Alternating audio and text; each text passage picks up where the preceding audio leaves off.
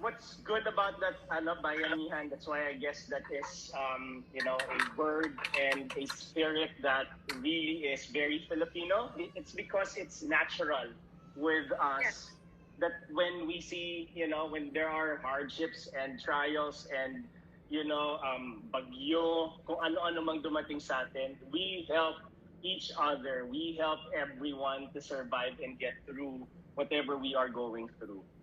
Yes, and thank you for being with us, teaching us how to cook. We are so excited to learn. So what is step one? Okay, step one, let's grill. Yes, heat. Oil and then a bit of butter in the pan. Yes. Okay. There you go. So sabay ang oil and butter? Yes.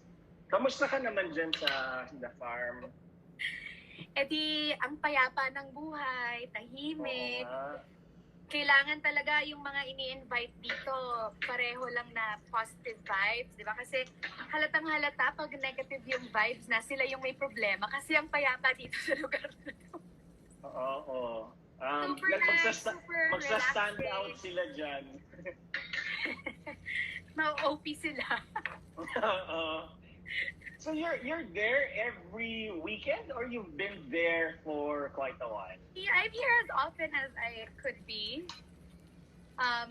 Because it's fresh air, di ba? Parang you hear birds chirping. Marvin, kasi iba kasi yung feeling na may mga birds ka na naririnig. Tapos may mga butterfly na lumilipad. Alam mo yon. Tapos iba lang yung feel. Hindi siya masyadong nakakatakot. Unlike sa city mismo.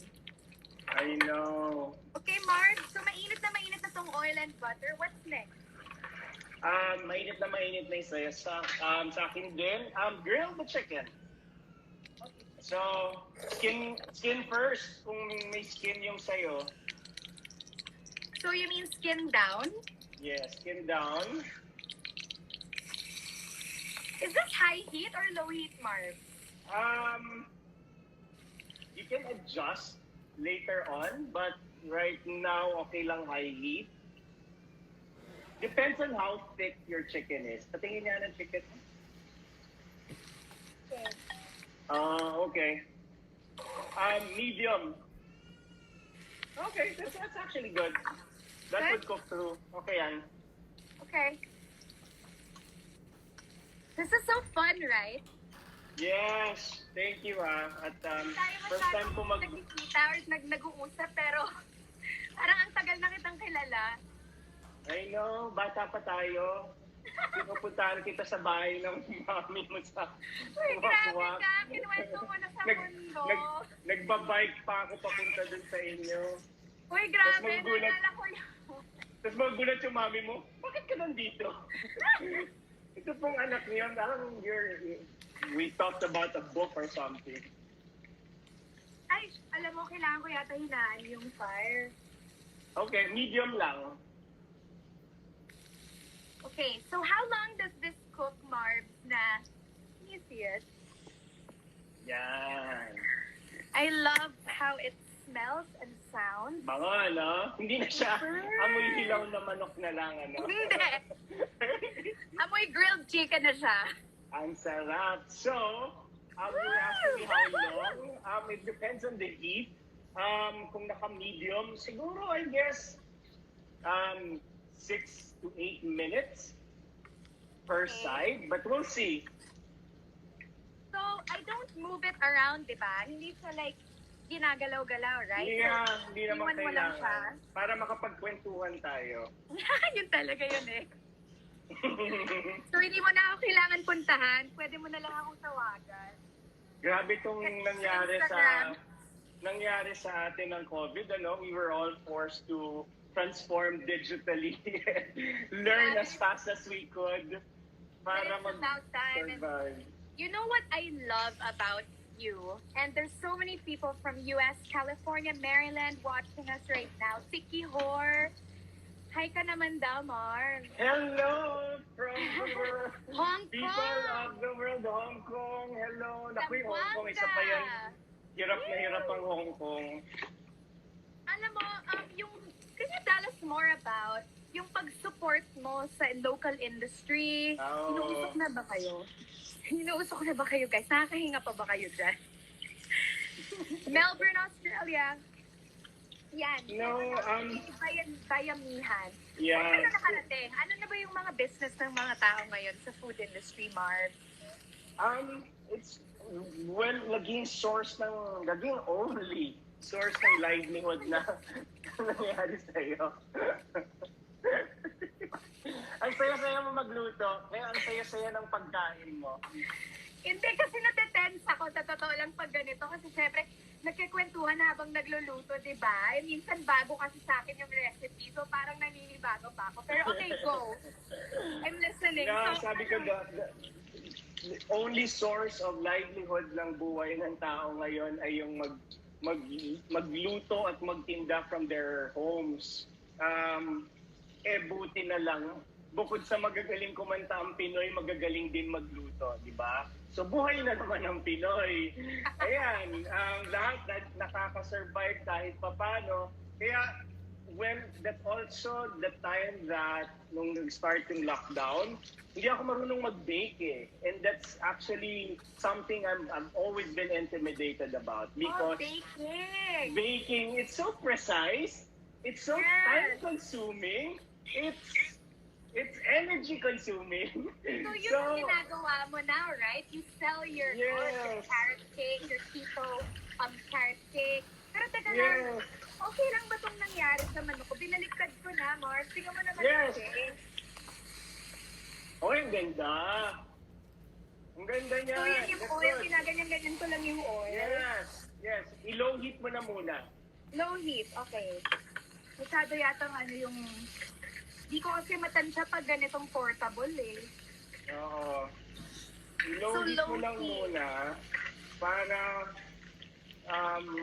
maluto hanggang loob. But that's looking good. Wala na yatang apoy. Pero it's still cooking naman. Okay lang yan. Wi-Fi ba yan apoy mo? Usok, di na kita nakikita.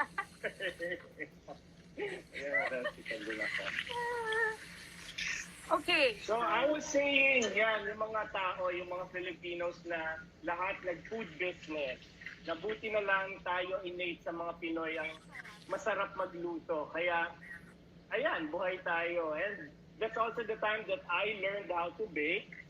And that's when I realized that, it was so difficult, of course, the baking itself, and then finding produce at the time, finding ingredients, finding boxes. It was so challenging to do business. Right. And of course, maswerte tayong mga artista. We have, our followers on social media.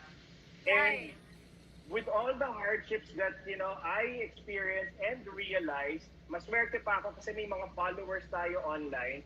So nakakabenta ako.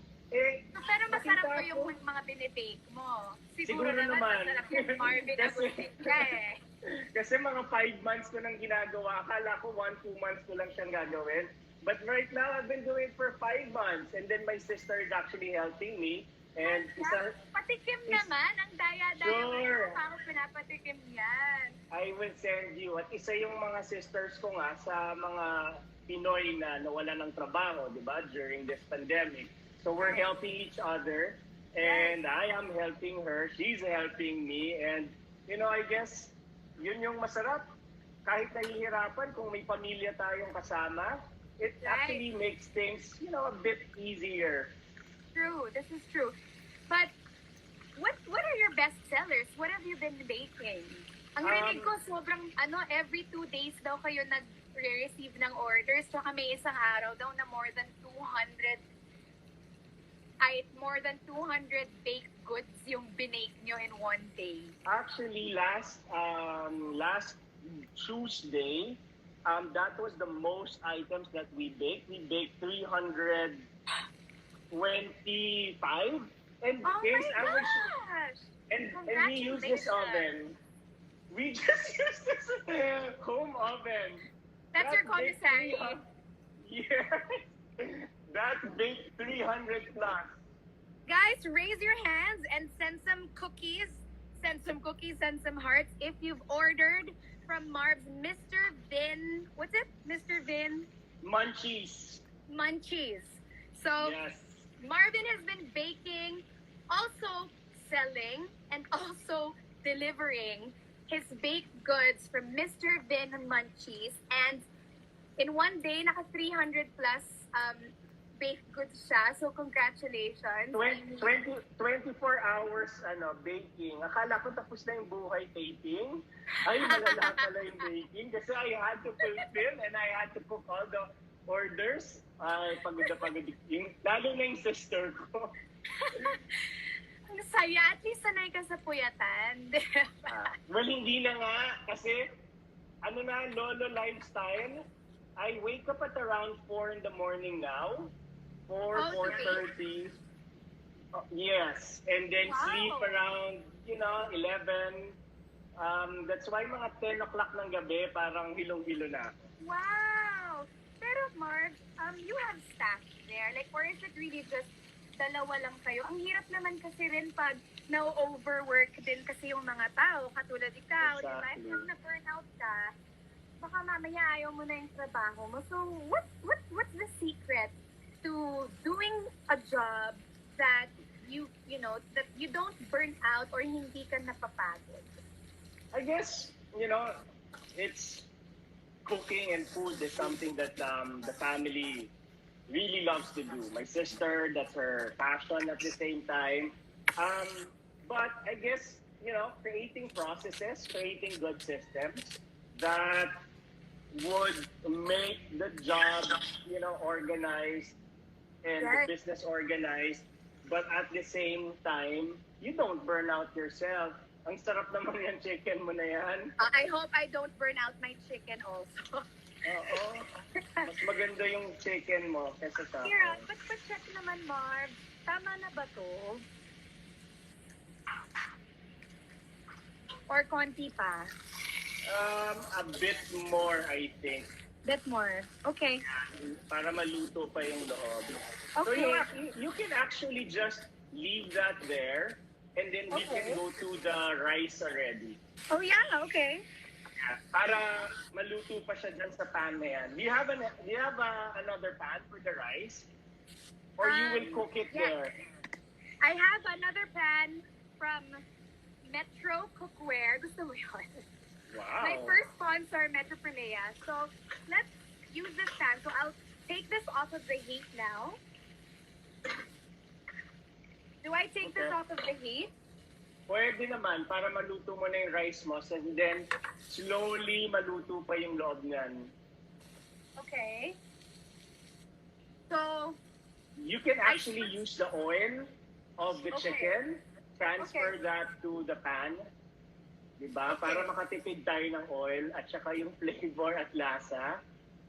Ayan, magamit natin. parang ang sarap nito. Sarap, no? At saka, alam mo, umarte-arte lang naman ako with the brown rice and Marte-arte. oo. Pero, ibig ko sabihin doon, any rice na natira nyo dyan sa bahay ninyo, pwede nyo gamitin yon. Mamatay. So, ito na yung oil from the chicken, olive oil, butter. Grabe. May chicken oil na nga, may butter pa, may olive oil pa. Kung hindi pa naman sumarap tong linuluto natin eh. Yan. What will we do with the rice, Mark? Rice, okay. So, okay na yung pan mo? Hi, Okay, New may pan Zealand! It's nice to see you here, Vancouver. Ay, my sister is from Vancouver. She Oh, lives there, hi. and she's a nurse. Oh, wow. Frontliner yung sister ko doon. What's her name? Shirley Momberg. Kudos to Shirley and all our frontliners that might be watching right now. Qatar, hi guys. Everyone Silang pagod na pagod. City.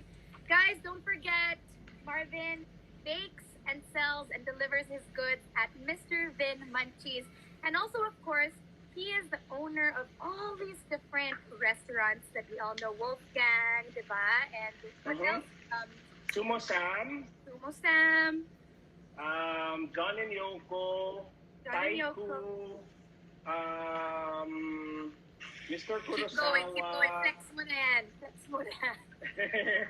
Support niyo po Decada Filipino Restaurant. And actually, another result of this pandemic case of the Bayanihan project that I did, that's when I realized that the food industry and food players, especially the small ones, the small players who've actually just started or looking for another practical way of doing their business. I'm actually opening a cloud kitchen to be able to host these small businesses and home businesses who would be needing a professional kitchen space and guidance. Oh. So a property in here also in Quezon City got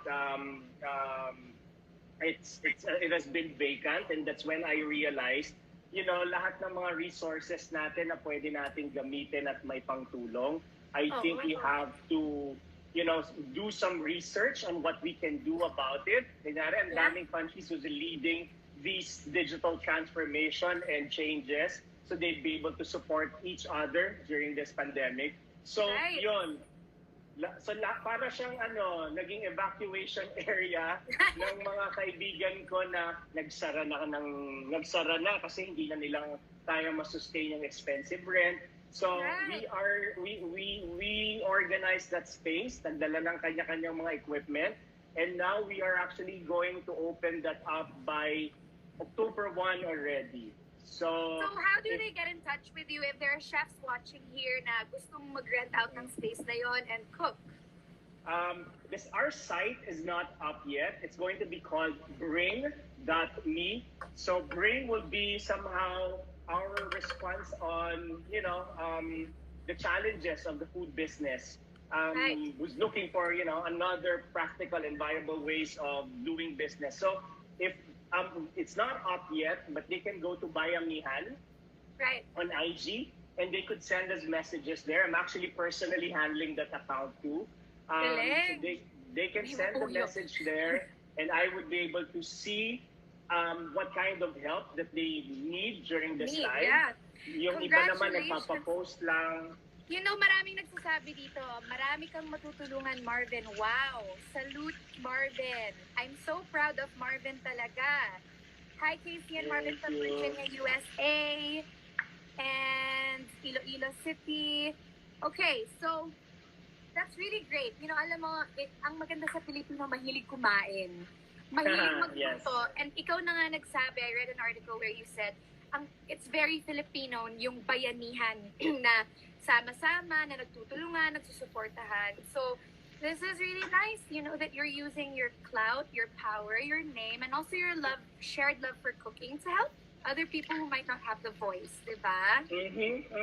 We can, somehow nga yung extra post for other people. Nakita ko lang yung account nila.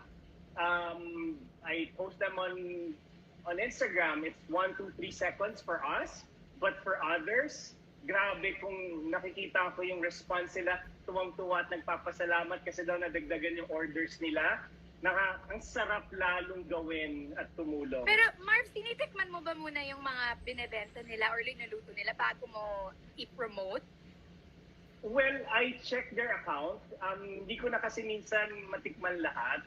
But I check their account, mukha namang legit. So I post them. Nakikita ko naman may mga interactions naman sila with people and people ordering and people saying that it's good. So, Pinoy naman nagluto, so masarap yun. Bias. Yeah. Okay, so nandito na tayo ulit, guys. For all almost 1,400 of you, we are grilling some chicken and we're making a creamy chicken with rosemary and basil. Of course, we only have 30 minutes to go, but right now, we've already grilled this chicken. Actually, it's been resting there for a while. But of course, hindi naman everyday na ganito yung kwentuhan. Napasarap lang ang kwentuhan namin dito. Kasi marami kayo nandito ngayon watching from Canada and all these places. So, we've already grilled this chicken. We marinated it in olive oil, rosemary, basil, and paprika. And now we're moving on to putting oil in another pan, and we're making something with our rice. And Marvin is going to teach us how to use rice that's grown in the Philippines. And also, as an alternative to rice, we also have this thing called adlay. A lot of you have been hearing about adlay. Some restaurants already serve a lot of dishes with adlay. In English, adlay is Job's tears. So many people use this for jewelry. So many people use this for like accessories up in the mountains over here. But we in Metro Manila are learning to use adlay as an alternative for rice. So, you know, Asians love their rice. Super I love healthy. my rice. You love your rice, Marv. But adlay is grown specifically in the Philippines. If you know about quinoa, this is the Philippine version of quinoa. It's a little heavier, actually a lot heavier than quinoa. It's very high in calories, but it's fibrous and it's got a lot of protein. So what are we going to do with our rice? Because I also have brown and black rice. I've already put the chicken oil with in the pan. Butter here. Garlic. Put garlic. Oh, okay, onions first. Onions first, okay. Yeah. It's all of this? No. So hot. Konti lang. Can I see? Woo, sorry. Well, yeah, a half of that maybe. Because you have so much rice, eh. Okay. And then the garlic. So onions first, then garlic? Yes. And then, kanina, di ba, I said whatever rice you find in your fridge, we Filipinos like to keep cold rice at gagawing mixed rice. Oh my God. Kahit anong klaseng rice, pwede. And let's put our cream now, Case. Okay, so Marv, is it possible to use coconut cream? Yes. Or does it really have to be cooking cream? Cooking cream, heavy cream, cooking cream. Coconut cream is good. That's what you have right now. No, I think we have cooking cream. I was just asking. Okay. Yeah. It's just that it has a unique, distinct taste, and not everyone is actually really into coconut. True. My kids actually are allergic to coconuts. That's why we hardly use it. Yes, my twin boys, Sebastian. Yeah. So they're allergic to coconut. Yes. Wow, interesting. Okay. Does the garlic and onion need to be brown before we... Sweat lang, that's okay. Sweat, okay. There so you when go. you say sweat, what does that mean when you say the onions have to sweat? Kung visual signs, parang translucent lang. Hindi siya sobrang luto. Sunog. Yeah. So sa Tagalog, ano yun? Napawisan lang. Ang sibuyas. Hindi ganun kapagod. Bigyan natin ng baby powder. You have your cheese, Case? Cheese, yes. Okay. Grate the cheese now. So how much of this do I dump in? Lahat? I think you'd be able to use, can I see? That's about, I think, 80 grams, I think. So put that in, all of them. Grabe. Naniniwala na talaga ako na may-ari ka ng restaurant kasi yung business side, alam mo. Natansya mo na, na-calculate mo na lahat yun. Kasi naman, dahil dito sa baking, naging precise ako sa cooking. Kaya nga, di ba? Ano ba kasi yung alam mo, di ako marunong mag-bake. I've never baked anything in my life. Maybe sa school lang, ganun. Ako lang dahil dito sa COVID, kaya ako natuto. You have a sweet tooth? No, I don't. I don't even actually eat desserts whenever we go to, or even eating here at home. I would end my meal with the main course. Savory, gaya ko. Tingnan mo, may nagsabi, si Charmaine Doble. Sabi niya, alam niya yung 80 grams? Yes, sir, 80 grams. Nagulat nga rin ako eh. Hello. Kahit nga itsura ng 1 kilo, hindi ko pa nga yata alam. Hey, how do we know if this is a sina? Before we add the rice, yan, lagay mo yung mga spices that you want to put in. So, of course, black pepper. Yes, black pepper. I'm putting chili flakes. Paprika? Yes, paprika. Yes. A bit more. More? Okay. I'm telling myself. Delikado pala yun, no? Kala may ikaw pala yung kausap mo. What else? And salt? then, Salt. yan. Yes, a bit of salt. Heat? Is this low heat? Or Yeah, high? low heat. Low heat is good. Okay. Kasi Low may heat, cream baka masunog. And then, you can add na the cooked rice that you have. So I'm also adding garlic powder. Yes, garlic powder. So, now, it would now depend on the taste profile na gusto mong lumabas dyan sa creamy Rosemary. black, brown, adlay rice. Yes. You know, pepper and cheese. Black pepper and cheese. That combination is one of my favorite combinations. So, I just love the creaminess of the cheese and then that kick that the black pepper gives. So I'm gonna put just a tiny little more black pepper, maybe another small pinch into my cheese or cream. So this is like risotto pala, no? Papasok natin. Yes. So I have a choice whether to use my black rice, atay, or brown rice. I would say guys, mix them all up. Should I mix it all together? Yes. I didn't Sarap think of that. nun. Kasi Hindi ko naisip yun. Isa nutty, isa, it would, yung different taste profile from different kinds of rice.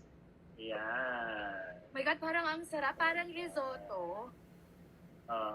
Pero may cheating kasi kailangan natin bilisan dahil mapuputol. Kaya nga, oo ang nga IG naman live. We have, Kaya galing mo ito, pinaluto ko Ana, na and then, sa'yo. na-carried away ako. So we have like 15, 20 minutes. So this smells really good. Teka nga lang, palitan ko nga ito. Ang bango-bango niya, alam mo, gamit natin Philippine adlay, Philippine rice, pero amoy Italian siya.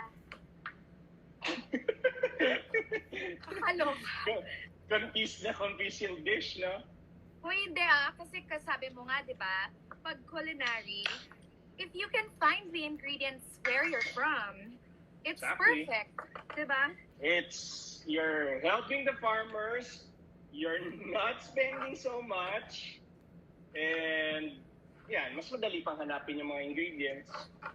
And yun na nga, sabi nga ng WWF, since this episode is for the Worldwide Fund for Nature, they really advocate using seasonal produce. So what that means is really support the farmers and support Philippine farms, di ba? Kasi kung import tayo ng import or bili tayo ng bili ng imported, di ba? Then sayang naman yung mga tumutubo in abundance dito sa Pilipinas, sa sarili nating bansa. Someone said, I love you both. We love you too. Napapamahal Nandito si pa tayo. Marvin. First time namin magsasama ever on TV yata. Parang oo nga. Diba? TV. Wala naman pala tayo sa TV. Wala masayin. Okay, Yung so I celery, already nakalimutan tried natin. So, nasaing na to. I mean, actually, I forgot to let you guys know that, of course, you don't put the rice like bigas. Kailangan nyo na talaga siyang isaing. And yung adlay din, bago nyo ilagay doon sa cream mixture ni Marv. So, hindi siya... Can you do that? Pwede bang isaing yung rice at the same time ng cream? Or parang hindi, no? Hindi. Kasi medyo sobrang thick yung liquid na yun. Right, okay. Marv, Celery. Add the celery. I'm gonna put the chicken back. Okay, celery. So, dadagdag din natin dito. Yes, ma'am. Thank you, sir. So, where does the basil go? Later, pag fresh ingredients like your fresh greens. Normally, kaya di ba yung difference ng dried at saka ng fresh. Yung dried, always put it in the beginning of, when you start cooking. Yung fresh, always in the last part. Kasi sayang yung freshness. Ooh, that's a good piece of advice. So whenever you have fresh basil or fresh rosemary or fresh anything, it goes in last. And if you have anything dried spices, dried herbs, that's the first thing that goes in. Para the heat brings out the flavors and infuses it with the food on the pan, right? Yes, exactly. Ding, ding, ding, ding, ding, ding, ding. Okay, we have about 10 minutes to go. Am I allowed to put the chicken back on the fire? Yeah, sure. Thank you, Prof. Do it. I'm your student for today. Yeah, if in doubt, alam mo naman ang cooking ay common sense. It's just about you seeing, feeling, tasting. If you need to adjust it to your preference. Right. So this usually you would have two stoves. So two stoves. Anong tawag dito? Two stoves. So you would have the pan for the chicken and you'd have the pan for the rice.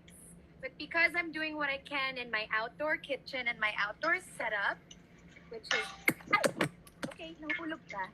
I'm so sorry. sa soil, Philippine soil. Anyway, what I was trying to say was, I'm doing what I can with my outdoor setup here. Actually, Kalachuchi tree nga to. Itour ko nga muna kayo. Ito ba yun? Can I see? Kalachuchi tree. The last time I was there was mga, I think, 8-9 years ago. Tagal na. Ganda oh. May mga kalachuchi pa nga na nahuhulog-hulog dito eh. Here oh. I think walang internet sa Kalachuchi tree. Wala ngang internet sa Ayan. Kalachuchi tree. Bumalik na lang tayo sa kaibigan. Hindi ba? Ayaw ni Kalachuchi ng technology. Ayaw niya magpakita. Shy siya. Shy type. Okay, so we're back to the sizzle. Usually you would cook both of these things at the same time. I'm not the expert, but this is what I've learned from common sense and from my chef friends. Obviously, it would be good to have a proper kitchen setup, and this would be grilling at the same time that we're actually making that creamy rice happen. And that way, when we do prepare everything comes together hot, fresh, and nice. So I think now the chicken is ready. This is ready, this rice, creamy rice, with all the herbs and spices, and adlay, and brown rice, and cream, and chicken oil and olive oil, and rosemary, paprika, garlic, and everything. This is ready. I think maybe it's time to plate. What do you think, Yes. Marv? Yes, let's do it. I will. All right, so how would you plate your creamy grilled chicken with basil and rosemary with creamy adlay or rice? We'll put it on top. We'll put the chicken on top of the rice. Okay. Yeah. So this is home cooking, you guys. I'm so happy that Marvin is here to teach us this recipe that he's learned to cook, and it's super simple actually as long as you have all the ingredients. And it's so good. So I'm really excited because I've never actually mixed adlay with rice, and especially not with cream. Now let's plate. I'll try my best.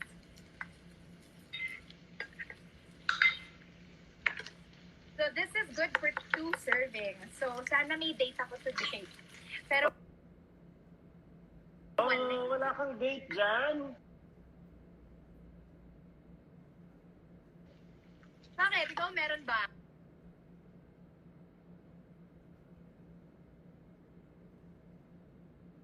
Ha?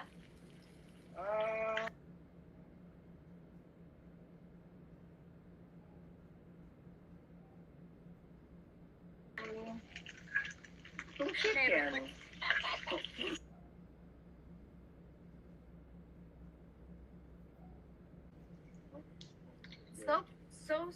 So excited, guys. This smells so good. Okay, I think I'm done. Okay. You want to check out my chicken? You guys, look at our Saturday lunch. Ano ba pinapakita? We've made the most exciting Ah, grilled chicken with basil and rosemary, cooked in olive oil, butter, and its own fat.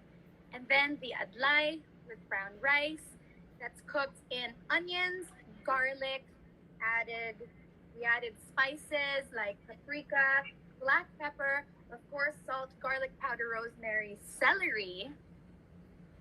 And we've mixed that with coconut cream.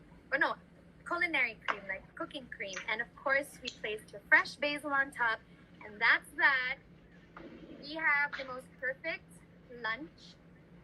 Care of Mr. Marvin Agustin. And of course, the World Wildlife Fund or Worldwide Fund for Nature also advocates for seasonal fruit, not just seasonal vegetables. So we as Filipinos love to have a fruit platter whenever we eat. So I've already prepared freshly picked bananas and the most amazing mangoes we have in the whole wide world, Philippine mangoes. Philippine mangoes are super uber sweet and pag hinog, pag hilaw, basta masarap ang Philippine mango. So don't forget your seasonal fruits. Fruits are in season. I wanted rambutan, but we don't have rambutan right now at this today right now. So I'm excited, you guys. try it, guys. Okay, let's try. And with chicken, it's important to make sure it's cooked. Look at that. Good? Wow. Oh my God, ang sarap. Sarap na.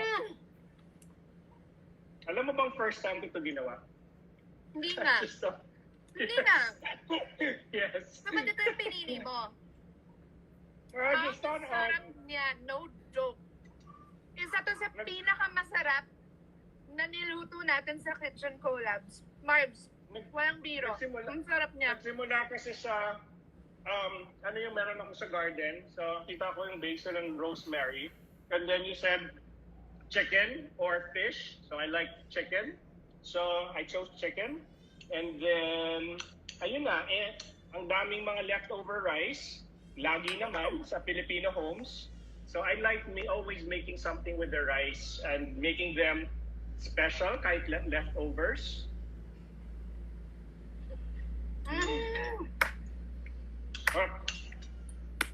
Napapaslow clap ako. So guys, Kaya excited akong tikman because, you know, I've never tasted this before. This is our first time. Sobrang sarap. No joke. You guys have to try it. The secret is in marinating that chicken and grilling it properly. Don't grill it too fast kasi yung high heat masusunog siya. So maybe medium heat and a little longer so the juices come out. So guys, no joke, sobrang sarap nito. Thank you for teaching me another recipe. I'll add to my recipe book kasi I'm making a book. I'm collating the recipes that my friends like you have taught us here on the show. Lunchtime na, guys. And of course, Marvin and I would like to invite all of you to support the Worldwide Fund for Nature, or WWF, Philippines conservation projects by donating. And of course, with your generous support, guys, 100 students, Filipino students, will learn all about Philippine protecting the nature and animals we have here in the Philippines. WWF's Biodiversity and Conservation module, WWF, will also help and encourage all these Filipino kids to take the initiative to protect our environment, especially in our country. So all you need to do, you guys, is go to bit.ly/ Christina with a K, WWF. This is different from WFP. This is different from the World Food Program. That's another thing that I absolutely love and is in my heart. But today we're talking about the WWF, or Worldwide Fund for Nature. So you guys, thank you so much for tuning in. Almost 2,000 of you, and Marv's, happy luncheon. Yeah, I forgot to tell you to squeeze some calamansi or lemon if you have. Calamansi para it grows in the garden also. So I added a bit of calamansi. Calamansi is good with everything. Yeah, it's so good. So I'm not gonna bother you. Thank you for cooking with us and having lunch with us. Thank you, Case.